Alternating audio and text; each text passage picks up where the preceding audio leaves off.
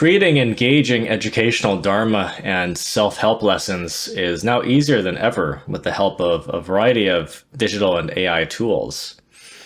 So let's explore how these tools can streamline our workflow and free up our time. There's free and powerful video editing of Davinci Resolve.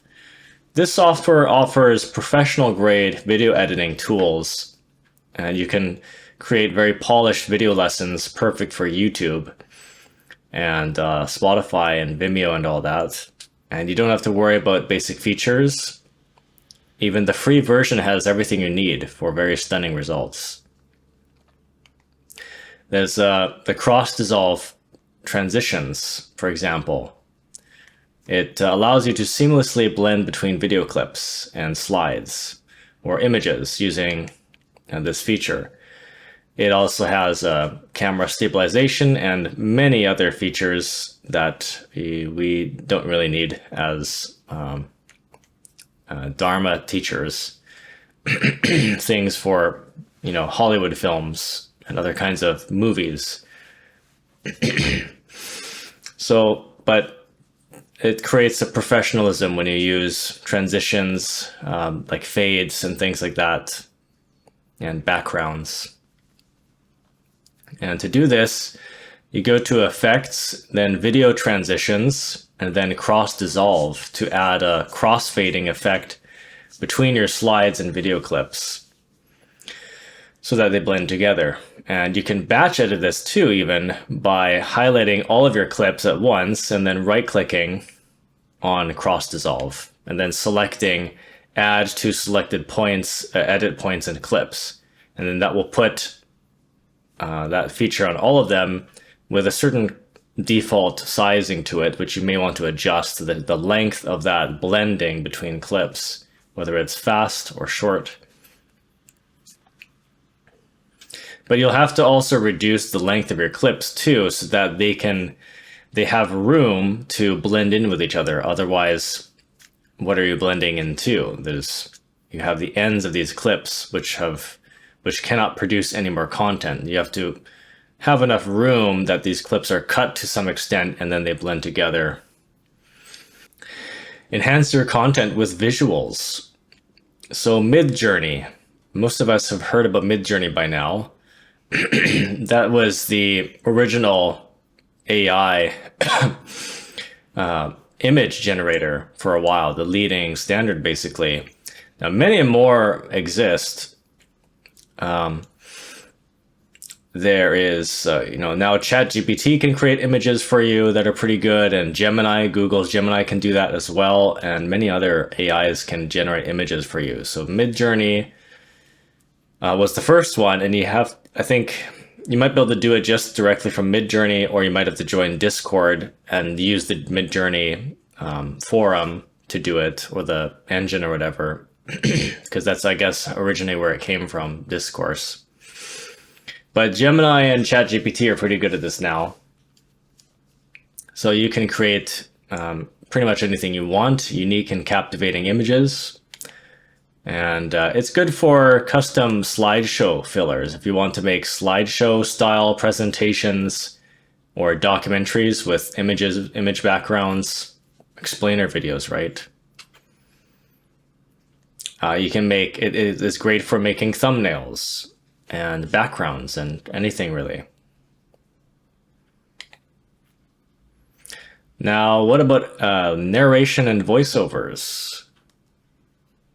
When it comes to audiobooks or other kinds of sound primary presentations, or if you just don't want to record a real voice, your voice or somebody else's voice, especially because of all the editing that may have to occur after, you can use tools like 11 Labs.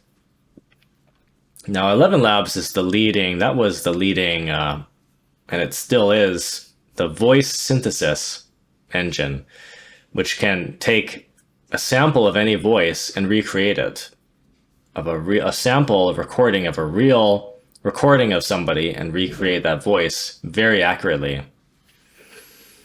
And it can do lots of things now. It's not just reading short text. I mean, it's a whole text AI. So it can do a little bit with your grammar. It can change your speaking a bit. It can speak for videos. It can be timed. So it transforms your scripts into near flawless narration.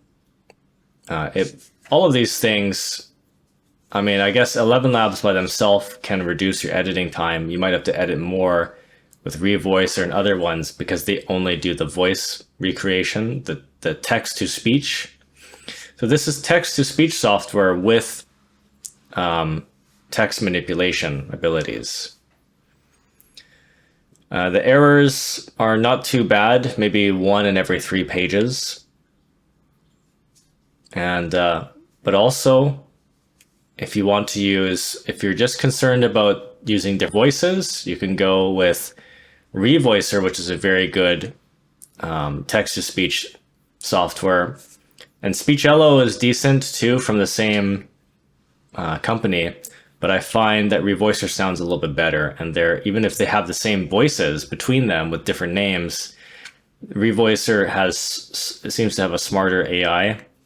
And if not, some of the voices just sound better. This pitch is more stable. It doesn't have that auto-tune kind of effect.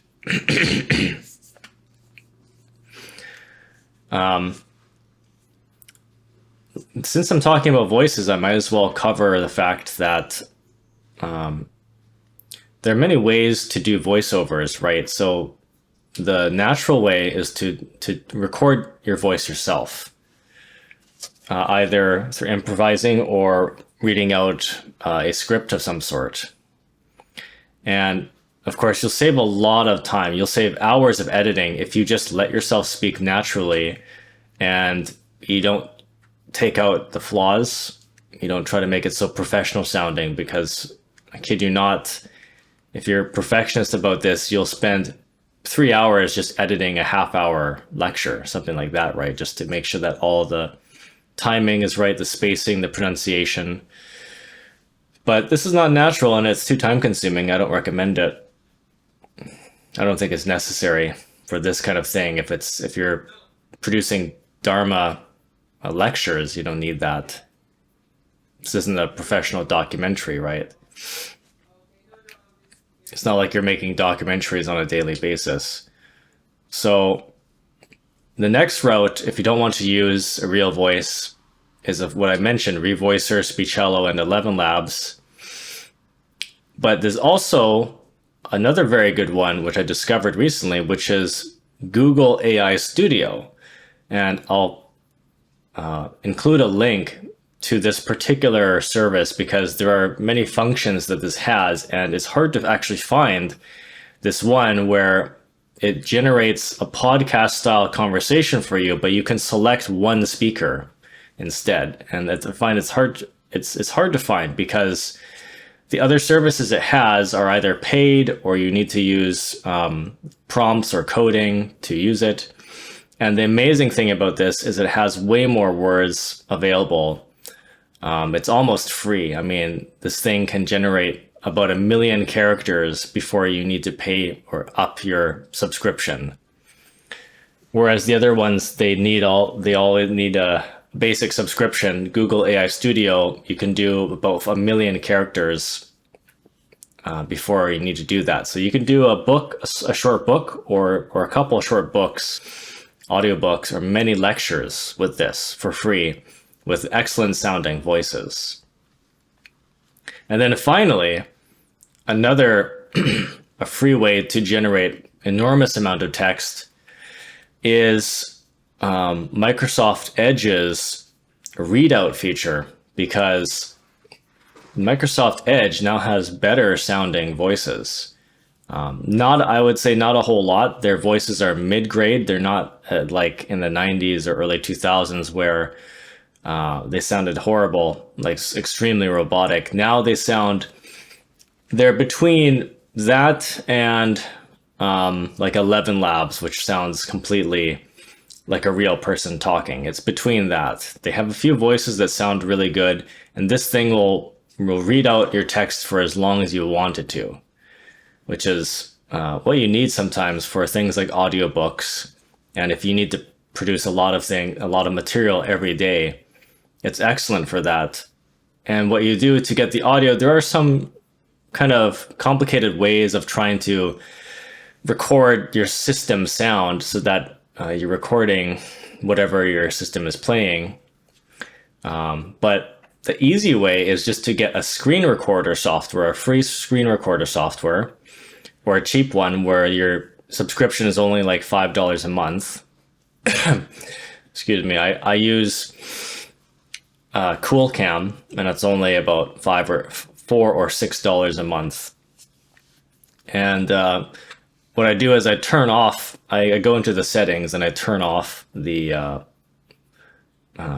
video feature when I'm recording. So this is the recording settings. I turn off the video so that there's no video, and all I'm recording is sound. And then once I stop that, I can save it and do whatever I want with it. And I select it so that it's recording the system sound as opposed to something like my microphone or something I don't want in there. And if you record the system sound, it's a beautiful system because you can even turn down the volume of your computer or your monitoring system, like your interface, especially. And obviously, if it's your interface, you turn down the monitoring, you don't hear it, but you can still record. So it doesn't have to be cranked up really loud to get a good recording. It can be very quiet. Your system will be full volume, but your monitoring, what you actually hear, can be still adjusted. And that's something I didn't know. It's amazing that I can just turn the volume down on my computer. It gets quieter so it doesn't disrupt people if I'm recording at nighttime, or if it doesn't distract me when I'm doing something else, and it's still recording the system volume at full level. So that's an excellent tool. And now let's cover writing scripts and writing things to talk about. If you're not in the groove of improvising your speech, or you're new to teaching certain things, you just can't you can't talk and explain stuff that are so complicated, subjects that are so complicated, or by memory if you don't have things well memorized or you're not familiar with scriptures. So the best tools these days are, of course, ChatGPT, which will, what I use it for is rewording, because even if the scriptures, at least, you can read them out, there's no copyright. But the scriptures, you can read them out and there's no copyright, you don't have to change them. But if there's anything else that you've learned that you can't explain in the person's or the teacher's words, then you need to reword that. So you could use ChatGPT or Gemini to do this. I've been finding I kind of like Gemini more when it comes to rewording things. And Perplexity can do this too. Many other AIs, I think Gemini and Perplexity, as far as I know, are pretty good. And I use Gemini, I know that.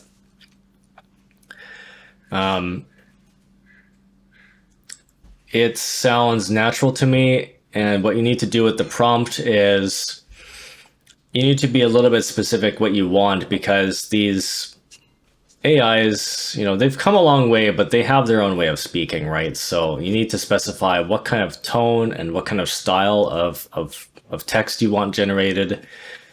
I find they both use commas too much. I don't really like the way that they extend sentences with commas, because I find it kind of lacks emotional emphasis.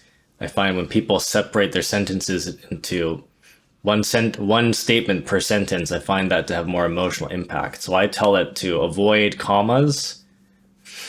And sometimes you have to speak in third person, or you can't reference specific people or say that I did this if it's really somebody else who did something. That sort of thing. So you have to give it the right prompt, and it will give you what you need. And also, especially with rewarding, you got to be careful, because it cannot handle a large amount of material. Even if it accepts it, it won't output everything that you tell it to. It's better now than it was a few years ago. Now it can do, but to be on the safe side, if you're rewording, only give Gemini or ChatGPT like about a page worth. and you have to tell it to not miss any points. Otherwise it will miss points. It will shorten it dramatically. You also have to tell it that if you don't, to not miss points, and if you want to have a more rich narration or explanation, you have to tell it to keep the word count about the same as the original, or maybe no less than half of the original. Otherwise it will shorten it down to 1/3 or 1/4 of what you gave it. Even if it somehow has all the points that it needs to talk about, it'll dramatically shorten it. And this is efficient, but you can lose the emotional impact. So that's something to consider. So when it comes to creating slideshows, see, there are many formats you can teach. And one of the most, so I'll list some of them from most effective to least effective. The most effective thing you can do is speak in front of a camera. So that face-to-camera style, they call it talking head explainer videos. That's the most effective. That'll give you the most views. But it can be hard for people who are new to teaching to just improvise what they want to talk about. So you may want, a very effective thing is to just have very general notes of the most important things you need to talk about and cover so you don't miss any, and have your notes somewhere. And that's a great way to do it. And then if you know enough about something, you can just go on and explain that point. And if this is still hard for you, then you'll need to write word for word scripts where you have to read out every single word, the whole script, so that you don't have to memorize anything. But then to read out a script, what do you need? You need something to show you the script. And typically what people use for these kinds of presentations are teleprompters, right? News reporters use teleprompters. They don't have that stuff memorized, that content, the news, right? So they're looking at the cameras, and right beside the camera is a little screen, more or less the size of a laptop. Could be really big, could be small. And that screen needs to be placed, a couple meters or so away from you so that the viewer doesn't see your eyes scanning back and forth, left to right. So it has to be a bit of a distance, about a couple meters away or so. And instead of getting a whole teleprompter for this, all you need is a laptop. And what I do is I email myself the script. I set it to the biggest fonts, about 72. It's 72 usually, size 72 on Arial. Sometimes I bold it, and then I just get one of those slideshow remotes. Sometimes they're better. Some of them don't work very well. They're called like presenter remotes. So you get a slideshow remote and you connect this thing to your laptop, and once you hook it up and turn it on, it will be able to scroll down the page. And when you have this, you open up this email. What I do is I open up the email. I don't even send the email. It's a draft. And I open up this draft. It's always there in a cloud system, basically. I expand it to full screen, and that's my teleprompt. And I can just scroll line for line with this, with my presenter remote. And some remotes will scroll line for line. This new remote I'm using, because I lost the old one, it scrolls per page. So what I do is I read all the way down to the last line or word of the page, and then I can just scroll one down, and then the next page is shown to me, or the rest is shown to me, something that I haven't read. So that works perfectly, and I'm glad. That's why I have to set it the right. It's kind of a coincidence that I could find a font that changes and shifts according to their remote in a way where I'm not cutting off text or missing text, where it doesn't jump ahead too much and it doesn't jump too little. That's why I need to set it to 72 for me, but that might be a different number for you depending on what remote you're using. So you have to play with that a little bit.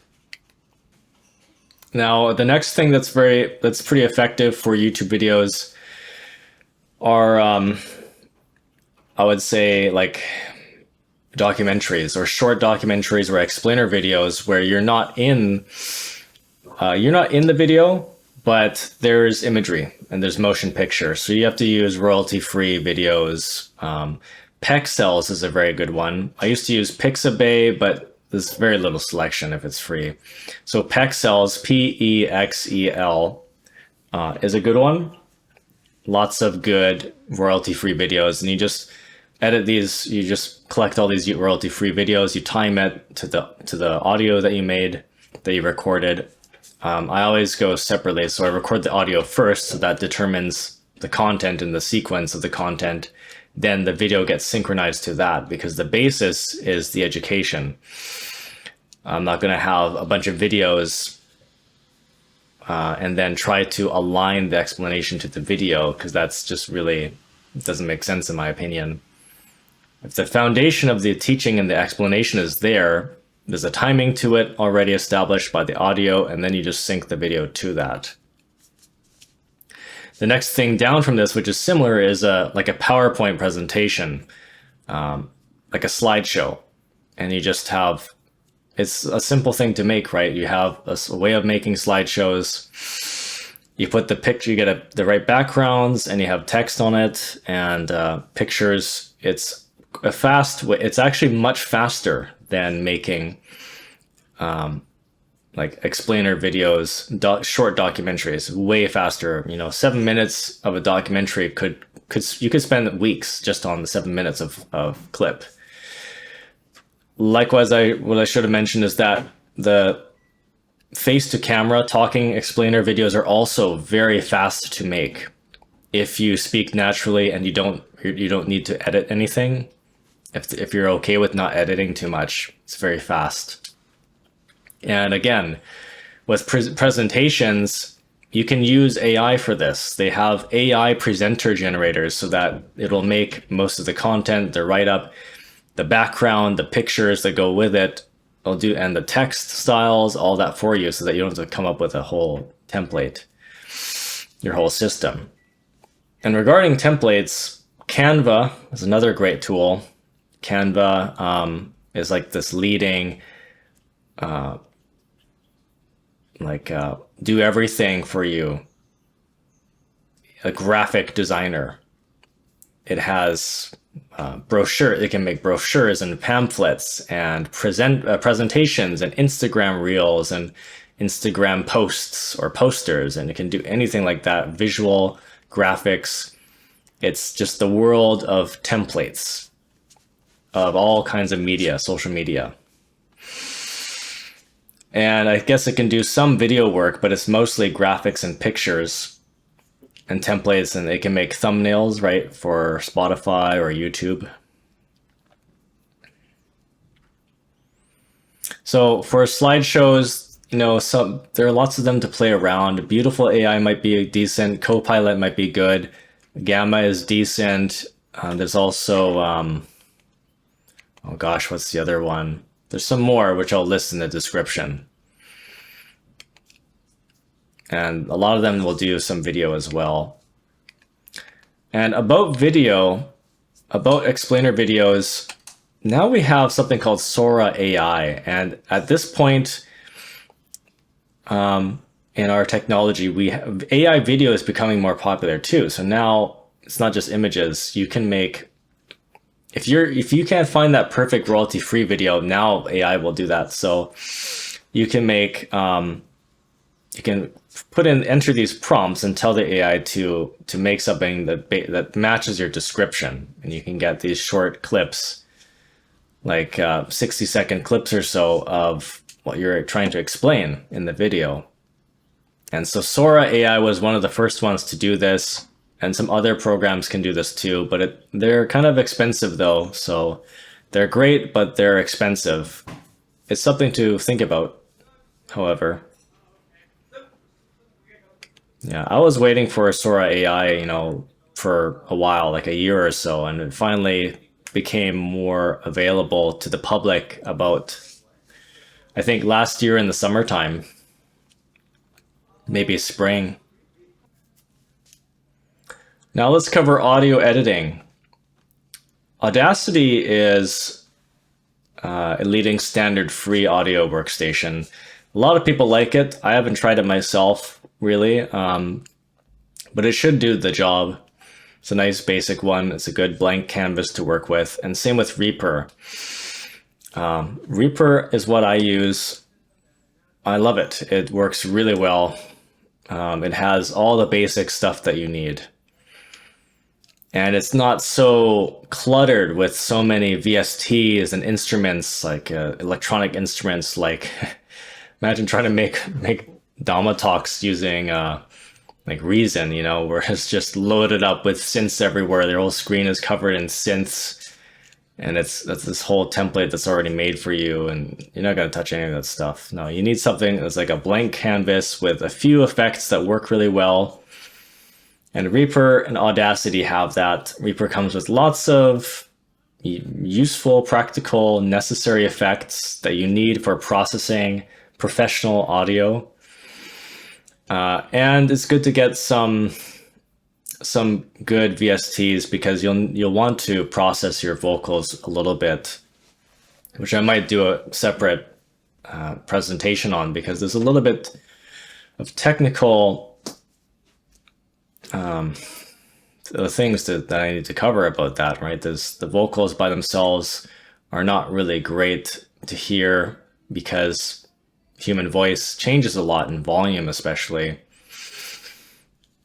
So it's a great tool. I mean, it's not completely free, but Reaper is extremely cheap compared to other workstations, which tend to be, you know, at least starting $400 kind of thing. And optimizing audio and video quality. When you render your audio, you should choose a bit rate of 96 kilobytes per second for MP3s. Just go with CD quality in your workstation. That's usually the default. Oh, sorry. Okay, so the project should be default CD quality. That's good. And when you're rendering the audio itself, I would say 96 kilobytes is a decent minimum. That's the most you can shrink it, and it will still sound good, at least for vocals, for voiceovers. So there's still enough detail in there that will save space when you're saving. You can save to MP3, 96 kilobytes per second, or you might want to go higher if you want more quality, like 192 or 230. And then 320 is highest MP3 quality. And if you save it as a wave, that's like lossless, almost no quality loss. It's the highest quality, but it's a very big file. So that's up to you. It's easier to render, this is important because it's easier to render videos with a lower quality audio render. Like whatever audio that you put in it should be lower quality, right? And also it's faster to upload on Spotify or YouTube if your audio is of a lower quality. Just at that threshold between sounding good and being smaller in file size. Now let's cover recording equipment. You'll need to invest in a good microphone for professional sounding audio, unless, I mean, you can use your phone, and phones do sound very good these days, but you know, with that 30 millimeter lens, that means the phone has to be close up to you, and it sounds good, but now you're too close and you got this 30 or 16 millimeter lens even, and that's actually really unflattering to the face. It's not how that's not how you look at people naturally. You don't look at people, you know, from just a few inches away, and that's your perspective. No, usually that's why it looks very strange. That a phone lens will blow up. It will like warp and blow up your nose and your mouth, your lips, your jaw. It's very unflattering. It can look very bad if it's, you know, 16 millimeters or so. Interviews and things and portraits are actually shot from a distance of about a couple meters away or more. And then if all you see is just the shoulders and the head, that's because they zoomed in. And that's the perspective you need, right? It's like when you look at somebody, you're talking to them from, or listening to them talk, they're a couple meters away or so, that's the natural perspective. But your brain zooms into their face, and that's why we zoom in with the camera. That's a natural perspective. So the thing is, though, when you're recording, you go for so you realize that you go for a DSLR camera, like a good HD camera for video. That's great, but now you're missing sound, because the camera's microphone isn't very good, and it's more so for background sounds and noise and ambience. The sound of your voice isn't going to be loud and clear because it's far away from the camera. So this is why people always have those shirt mics or some kind of microphone nearby, right? You see people always talking with a microphone on YouTube. You need that to get a clear, loud sound. If you don't have a microphone for your voice, you're going to get this huge sound of the room reflections. You'll have this big room sound. Your voice will be quiet. Your room sound will be loud. Just reflections everywhere. And the whole sound itself will be quiet and thin, because these camera microphones are very thin sounding. It won't have the low end warmth of your chest tone and your vocal cords. So you need a good mic, a good microphone that, is not too low end, something that just sounds good. A mid-grade microphone, you have it either on a stand nearby, because that way the sound of your voice is way more direct. It goes right into the microphone, very close up, and the room reflections are avoided that way. You may even want to treat your room with foam and stuff like that. That can be good too, but you can also use software to remove the room reflections or attenuate that, which is great. And background noise too, because if you don't realize how many things you have to take into consideration when you do this, there's so many things that go wrong when you're recording and trying to record, right? So if it's too noisy, you need a background noise remover as well. And this is in software. So you can either use, for the recording itself, a microphone on the stand. It could be a condenser mic or dynamic mic. It just has to sound decent, pretty good. And, or you can go for a shirt mic, and shirt mics are very difficult. You have to spend a lot to get one that sounds good. Even the Lavalier Go, which is a professional shirt mic, doesn't sound that good. It's really dark sounding. It's super dark and dull sounding. You have to boost the crap out of it with EQ, equalizer. You gotta boost like at least 10 decibels, 15, 25 decibels of 5,000 hertz, 45 to 6,000 hertz, just to make it sound like a normal bright sounding voice. But if you go a bit higher than that, if you spend, $150, couple $100, either Canadian or US, on something like a Countryman B3 microphone, or a Sennheiser ME, I guess a Sennheiser ME2 or something like that. You just look for a professional level, then you'll be fine. It will sound very nice. I've tried all sorts of cheap lavalier mics and they never sound good. Even the Lavalier Go, the second edition, still doesn't sound that great compared to other professional lavalier mics. And then once you have the audio, I probably should do another explanation about this, a separate presentation, because the processing of the audio is pretty important. Otherwise, a lavalier mic by itself, it can still sound quite dull. So I'll get into that later. One thing I can say is that you need to increase the volume as much as you can before it reaches the clip zone in your project. So you load up the audio in your project. If I do audio and video separately, you can do it all in one thing, in the video editor, but I'll work my audio separately and make that as good as it sounds. I normalize it, so that means you right click, normalize, or something like that. What is it? Maybe a shortcut, right? That brings the audio as maximum. When you're recording too, of course, you need the preamp, got to be all the way up.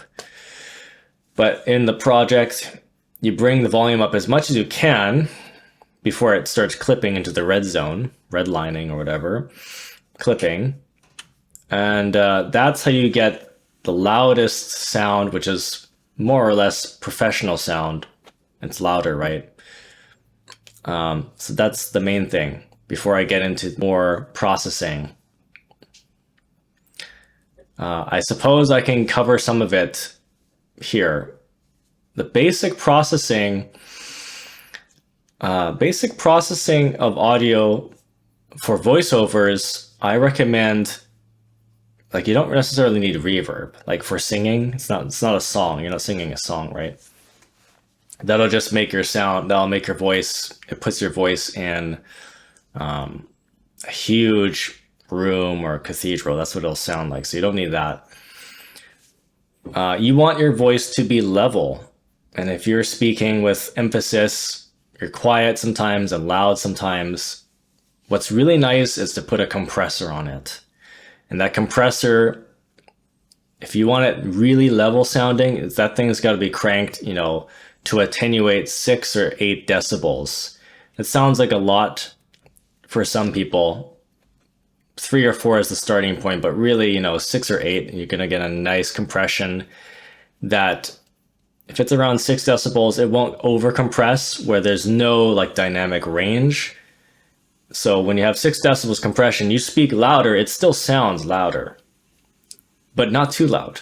And when you speak quietly, it sounds normal. It doesn't sound too quiet. That's what you want, right? Nice natural voice that's totally clear and loud and clear. The ratio, just do something like 4:1, or I can't remember if it's an extreme ratio you want. 4:1 is, even maybe 8 or 10:1 is good if you want a more extreme effect, I suppose. You don't have to play around this too much. It's vocals. I mean, it's speech. And when you have the compressor will make everything quieter because it doesn't make things louder. It just turns down the loud parts, right? So then there's the makeup gain. If it sounds too quiet after the compressor, crank up the makeup gain on it, and then you're good to go, right? You can crank up the levels on your track too, but there's a point, you might reach a point where you can't do that no more. So you can use the volume on your compressor. Equalizer. I put the equalizer after so I don't compress equalized signals. The equalizer is just a polisher basically. So if you find a good equalizer, what you want is, for shirt microphones, your voice is going to be dark sounding. If you want it to be clear and bright, the way you hear a normal voice with your ears, you're going to want to boost the top end. So that top end is about 4 to 9,000 hertz, right? So you can just boost either with a band EQ, boost the band of the 4,000, 5,000, 6,000 range, boost that about 4 or 6 or 10 decibels, even if it's really like shirt mic, right? It's really lacking. Whatever sounds good. The rules for audio have always been, if it sounds good, it is good. Because how can you tell, right? You can only tell by your ears. And what can your ears tell? They're not quite as good as eyes, I think. Your ears, if it sounds good, it is good, basically. That's my theory, is that the visuals are a little bit more sharp than the audible senses that we have. So you might want to boost the top end. If it's too boxy sounding, it's too nasally sounding, you take away some 900 hertz, take away 1,000 hertz by about 3, 4, even 6 decibels. And if it's too thin, you don't have deepness, you don't have depth in your voice, you don't have a strong sounding voice, you want it to be full and rich sounding, then you can boost the bass around 100, 150 hertz. 100 to 150 hertz, and boost that until it sounds appropriate, until it sounds good. And then finally, what I do, if the S sounds, sometimes the S sounds are too strong, right? If the S's are annoying you, it's loud. Those S sounds, the sibilants, you need a de-esser. Lots of free ones. I use TDSer, like the letter T, de-esser, right? It removes the S's, it de-esses your sound. So I use TDSer, it's a free VST. They have a second version one now, and that works perfectly. And then, so I guess I said finally. Now finally, to finish it all off, to give a maximum volumized, sort of mastered sounding track, to make it as loud as possible, I use a limiter. What this does is, if there are any loud spikes in the audio that are still remaining, that you notice that, you only see a couple really loud spikes in your audio and everything else is level and smooth and balanced, you can use a limiter and that will chop off those spikes. It will just completely brick wall limit the spikes that are too high, that you don't need going up so high like that. And if you bring those spikes down, that brings the relative volume. I mean, that gives you more headroom, so you can crank up the relative volume. You can crank up the entire thing, make it louder, and that's more or less a mastered audio. That's how you get really level sounding vocals that are really loud as they can possibly be. Yeah, so free, you can find all of these software VSTs or plugins free on various websites, free VST websites. But Reaper has some decent ones, actually, you can use. I just don't use the limiter on Reaper because it's some things I find are finicky on that software. RIA EQ, I like that one. RIA EQ in Reaper is a decent EQ. So I mentioned 16 and 30 millimeter lenses. Your phone lens, it will not look good if it's too close. It only looks good if you're showing, from your waist up, because then your face isn't the predominant thing. It's your body that's getting blown up, not your face. So if you film with a phone from a distance where it's like a cowboy shot or a full body shot, that's fine, because then it's not your face that gets blown up, it's your whole body, but that doesn't look as bad. And then again, you need the microphone because the camera is far away, so the sound is going to be thin and quiet, so you need a microphone. And that microphone can go into the phone or the camera, or it can be a separate system into your computer, which I prefer. Most DSLR cameras have a 30-minute recording limit. So you want to get a kind of new camera because it's either going to have that light, that red dot light on the front, letting you know that it's recording, or it'll have a flip screen that flips out and you can flip it again so that you see it. And you need that because if it cuts out spontaneously, then that's going to really suck. You just wasted all your time. You're going to continue recording for, another half hour, 40 minutes. You don't even realize that none of that was on. None of that was tracked. So you need that red light somewhere from the flip screen or from that light indicator on the front of your not your laptop, your computer, not your computer, your camera. I was just about to say phone there. That'll indicate the recording, then you're good to go. And then what's going to happen is if you talk over that limit, it will disable at some point, and then you have to restart the recording. So it'll stop that one. Sometimes it will automatically split up the recordings nicely for you, and you don't have to do anything. Other times it will stop recording. It won't start again. And so you have to just walk up to it and restart the recording. When it does it for you, there's nothing to worry about. It will instantly restart the recording without skipping frames. So it's seamless. And when it comes to audiobooks, one way you can record audiobooks, if you don't want to use your own voice or slowly read out an audiobook yourself, you just find the PDF books and just copy and paste those. Or you can again, Microsoft Edge PDF reader, and then you click on the read out loud button at the top somewhere. Yeah, or you just copy and paste into something like Revoicer, and it will do that for you. But you have to be careful though, because you want to find a book that has multiple publishers, and then just don't determine which publisher it is, because it's the same book. If it has multiple publishers, then the copyright problem isn't such a big deal, because we don't know, the user or the reader wouldn't know which version you're reading. And that's why you want to keep it generic too, if you're using books like this. This is why you have to be careful about copyright material. I'm not encouraging that you use a lot of copyright material. It's something that YouTube will easily spot with their AI. But a lot of Buddhist texts, I mean, Buddhist books are usually copywritten or copy protected. So you have to be careful about that. Samael's books, right? Venerable Master Samael Unbaor, his books are not protected. They're free. Except the people do publish them.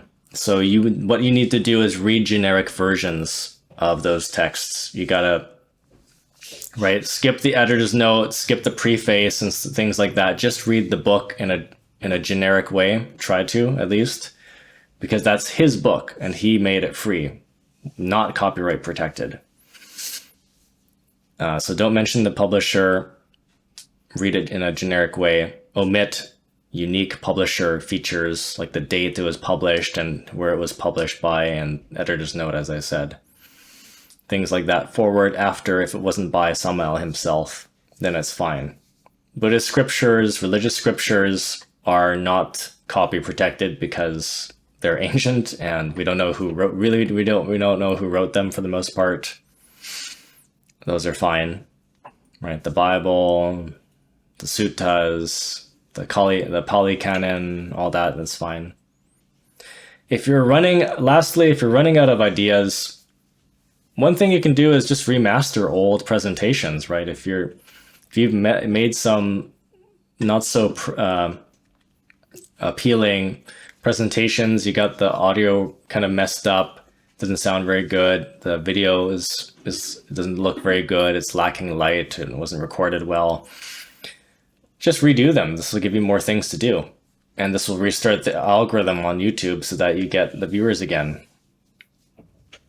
You can change, if you do a podcast audio lecture on YouTube with only a background, that's not very attractive to viewers. You can redo that into an explainer video or a short documentary, a face-to-camera video.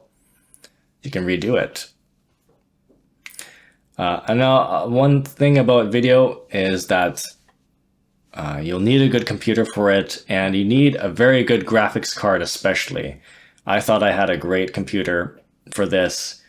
It had almost the best everything, and yet I didn't realize that my graphics card was completely lacking. It had only 130 megabytes per second or whatever it is. But these things need to be nowadays, Davinci requires at least minimum a couple gigabytes of space. Your graphics card needs to be at least a couple megabytes just to work in Reaper properly. And that'll make things 14 times faster, actually, literally. Instead of going from spending, your video shouldn't take longer to render than the video itself, right? Usually when you're rendering a video, it's half the time or less than that. Your half-an-hour video shouldn't take 4 hours to render. There's something deeply wrong about that, right? That's my graphics card ability before I upgraded it. So 2, 3, or 4 gigabyte graphics cards, which now are actually hard to come by because AI is using them. But you need a good graphics card, and when you have one, then when you render your videos, it should not take longer than the length of the video itself. It will be faster than the video playback. Rendering should be faster than playback, right? It should be half the length or way less. 1/3 of the length, 1/4 of the length, or 1/8 of the length of the actual video. Then you're rendering properly. And about performing service, I guess I have one more thing to mention still. It's not technological though, but when you're performing service in this day and age, the truth is we've had, as I'm quoting by Glorianne, we've had many lives. For all of us, it is over 100 lives. We've been religious in previous lives. We have a lot of karma to answer for. And so one of these instructors, he mentions that you should not let a day go by without doing something. We should be serving every day. And when I first heard this, I thought this seems kind of extreme. That, that's a lot, to ask for most people. Is it really necessary, And I've confirmed from my own experience in meditation, because I'm reminded what to do every day and about different things by my Tathagata.